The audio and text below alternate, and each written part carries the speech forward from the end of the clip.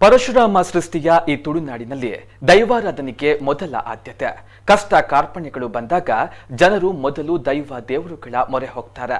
ಹೀಗೆ ತುಳುನಾಡಿನ ಆರಾಧನಾ ಕ್ಷೇತ್ರಗಳಲ್ಲಿ ಉಡುಪಿ ಜಿಲ್ಲೆಯ ಉದ್ಯಾವರ, ಬುಳ್ಜ, ಶ್ರೀ ಬ್ರಹ್ಮ ಬೈದರ್ಕಳ ಗರಡಿಯು ಒಂದಾಗಿದೆ. ಇಲ್ಲಿನ ಗರಡಿಗೆ ಅದರದ್ದೇ ಆದ ವೈಶಿಷ್ಟ್ಯತೆ ಇದೆ. ಅದರಲ್ಲೂ ಇಲ್ಲಿ ನಡೆಯುವ ವಾರ್ಷಿಕ ನೇಮೋತ್ಸವ ನೋಡೋಕೆ ಕಣ್ಣುಗಳೆರಡು ಸಾಲದು.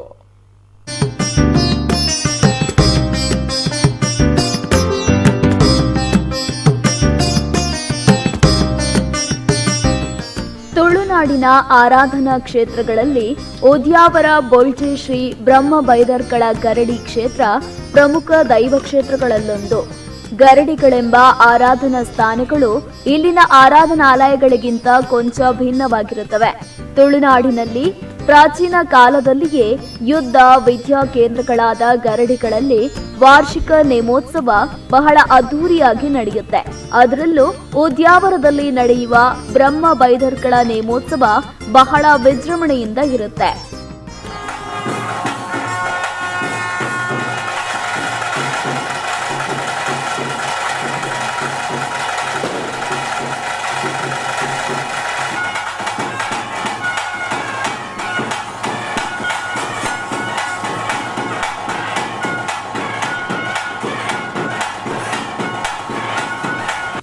ಉಡುಪಿಯಿಂದ ರಾಷ್ಟ್ರೀಯ ಹೆದ್ದಾರಿಯಲ್ಲಿ ಉದ್ಯಾವರದ ಕಡೆ ಸಾಗಿದಾಗ ಸಿಗುತ್ತೆ ಬೊಳ್ಜಿ ಗರಡಿ. ಸಾತ್ವಿಕ ಪೂಜೆಯಿಂದ ಕೂಡಿದ ಗರೋಡಿಗಳು ಗ್ರಾಮ ದೇಗುಲದಂತಿರುತ್ತವೆ. ಹಾಗೂ ಗರೋಡಿಗಳು ನಾಡಿನ ಜಾನಪದ ಮೌಲ್ಯಗಳ ಆಗರವಾಗಿದೆ. ಗರಡಿ ಉತ್ಸವ ಈ ದಿನಗಳಲ್ಲಿ ಎಂತಹ ಅಗಾಧ ಸಂಖ್ಯೆಯ ಮಂದಿಯನ್ನ ಆಕರ್ಷಿಸುತ್ತದೆ ಅನ್ನೋದಕ್ಕೆ ಬೊಳ್ಜೆ ಶ್ರೀ ಬ್ರಹ್ಮ ಬೈದರ್ಕಳ ಗರಡಿಯ ವೈಭವೋಪೇತ ಉತ್ಸವ ಸಾಕ್ಷಿಯಾಗಿದೆ. ಇಲ್ಲಿ ಸಣ್ಣ ಮಣ್ಣಿನ ಒಂದು ಇದರಿಂದ ಮಾಡಿದ ಒಂದು ಸಣ್ಣ ಗರಡಿ ಇತ್ತು. ಅಲ್ಲಿ ಒಂದು ಬೈದರ್ಕಳ ಇದರನ್ನು ದೇವರನ್ನು ಇಲ್ಲಿ ಆರಾಧಿಸಿಕೊಂಡು ಬರ್ತಾ ಇದ್ದರು.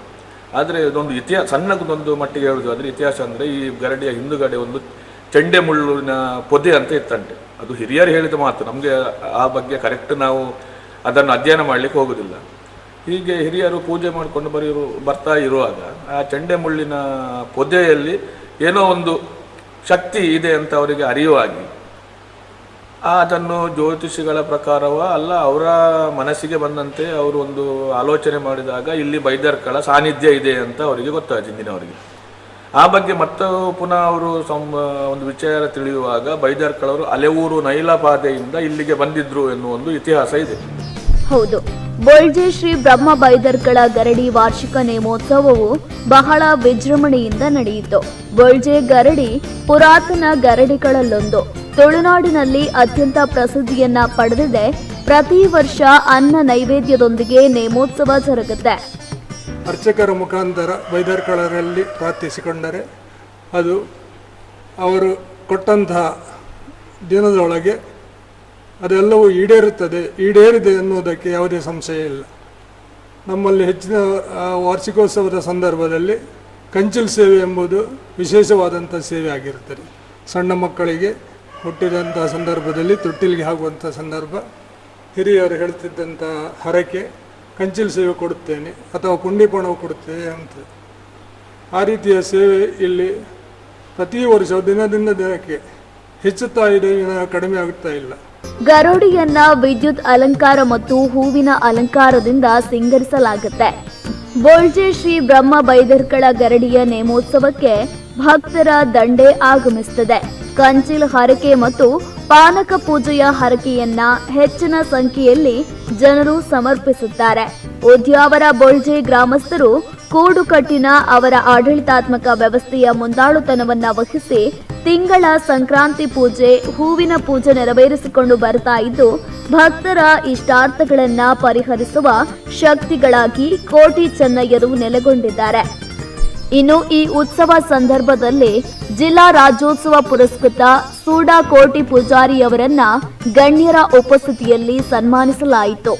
ಹೀಗೆ ತುಳುನಾಡ ಸಂಸ್ಕೃತಿಯು ಇಲ್ಲಿ ಆರಾಧನಾ ಪದ್ಧತಿಯಲ್ಲಿ ಬಹಳಷ್ಟು ಅಡಕವಾಗಿದೆ ಅನ್ನೋದು ಸತ್ಯ. ಇಲ್ಲಿನ ಜಾನಪದ ಆರಾಧನಾ ಪದ್ಧತಿಯಲ್ಲಿ ಹುತಾತ್ಮರ ಉದ್ಯೋದಕ ಇತಿಹಾಸವಿದೆ. ಹಿರಿಯ ಜೀವಿಗಳ ತ್ಯಾಗದ ಪರಿಚಯವಿದೆ. ಇಂತಹ ಆರಾಧನಾ ಸ್ಥಳದಲ್ಲಿ ಅತ್ತ ದೇವಸ್ಥಾನವೂ ಅಲ್ಲ, ಇತ್ತ ಭೂತಸ್ಥಾನವೂ ಅಲ್ಲ, ವಿಶಿಷ್ಟ ಪೂಜಾ ಸ್ಥಳವಾಗಿ ಬೆಳೆದು ಬಂದ ಬ್ರಹ್ಮ ಬೈದರ್ಕಳ ಗರಡಿಗಳು ತೌಳವ ನೆಲದ ಇತಿಹಾಸದಲ್ಲೇ ಒಂದು ಮೈಲುಗಲ್ಲೇ ಸರಿ. ಪ್ರಮೋದ್ ಸುವರ್ಣ ಕಟಪಾಡಿ, ನಮ್ಮ ಕುಡ್ಲ ನ್ಯೂಸ್ 24x7.